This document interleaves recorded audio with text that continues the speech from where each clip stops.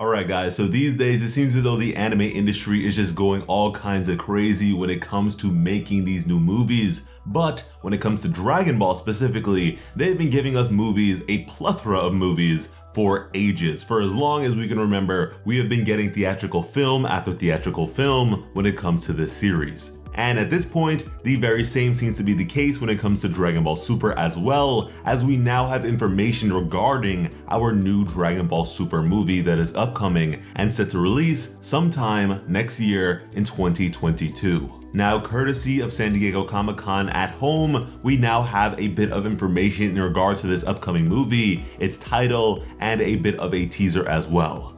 As for the name of this movie, it is going to be titled Dragon Ball Super: Super Hero. And at that, I'm curious how you guys might feel about this title. KJ and I have decided that it's kind of corny, but at the same time, it's the good kind of corny, if that makes any sense. But anyways, with a title like that, it is very telling of what we are going to be able to expect with this film, as it is going to have heavy superhero vibes. And at that, one might argue that the Z Fighters themselves are superheroes. They have saved the world several times over. And I mean, of course, there is a Great Saiyaman, who is Gohan's superhero alias. A presence or point of interest that I am sure is going to be brought up or be integral to this film at some point, but we'll get more into that in a bit.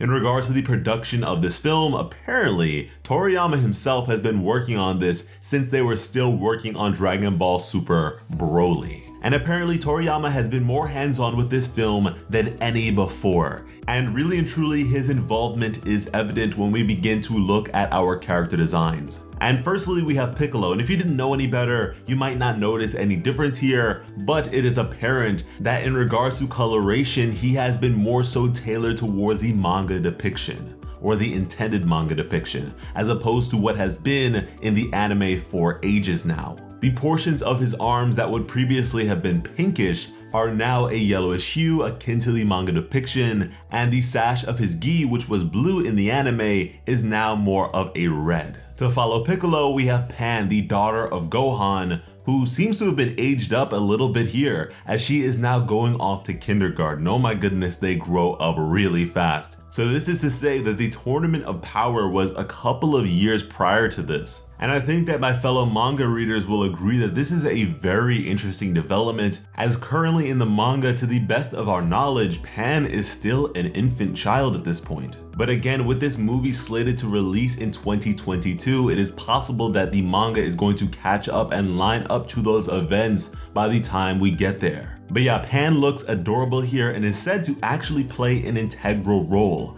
And at that, if little old Pan is playing an important role, then you know that Gohan cannot be too far behind. Not to mention, if we have her babysitter Piccolo here, then you know again that Gohan is going to be important to this movie in some capacity. And so, to the Gohan fans who have been holding their breath for all these years, hopefully you will be able to be satisfied in some capacity, because Gohan is more than likely going to be integral and important to this film. Now granted, Great Saiyaman was not the peak of this character in regards to his cool factor, but it is something that he thoroughly enjoyed beyond being a bookworm. And beyond that, if Toriyama is being involved in this film as heavily as they say he is, then it only makes sense to me, considering Toriyama is definitely a comical guy. He is a comedian or a gag mangaka first and foremost. The whole battle thing was a secondary element. It came later in the Dragon Ball franchise and in his works. At the end of the day, he makes goofy characters, goofy concepts, and it all just comes together in a beautiful way. So yeah, if Toriyama is involved, expect it to be a whole lot more comical. After Pan, we have Krillin.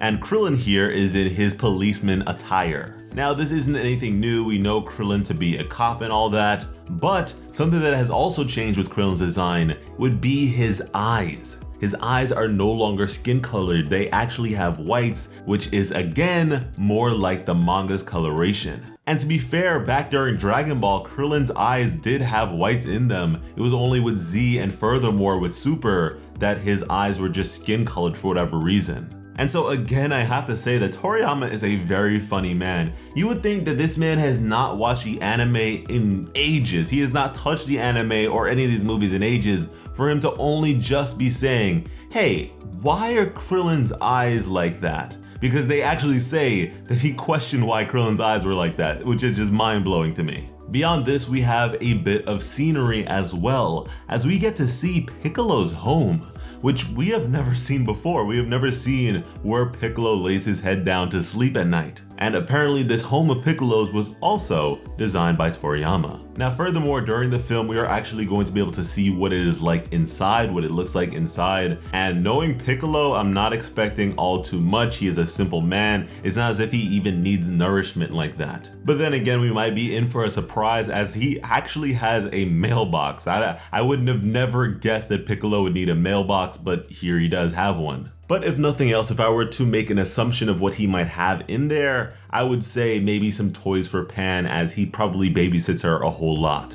But yeah, then from there we have what is described to be the most important point of the new movie, as we have a new character designed by Toriyama himself. What appears to be a Cape Crusader of some sort, and this is said to be one particular character, despite the obvious change in attire and visage here, as he goes from having one fin and a literal 1 on his chest with the color red to having a 2 on his chest with 2 of those fin things on his head and the color blue going on here. And this is a very interesting design. It looks almost militaristic, like a commander of some sort with the pants and garments and all that.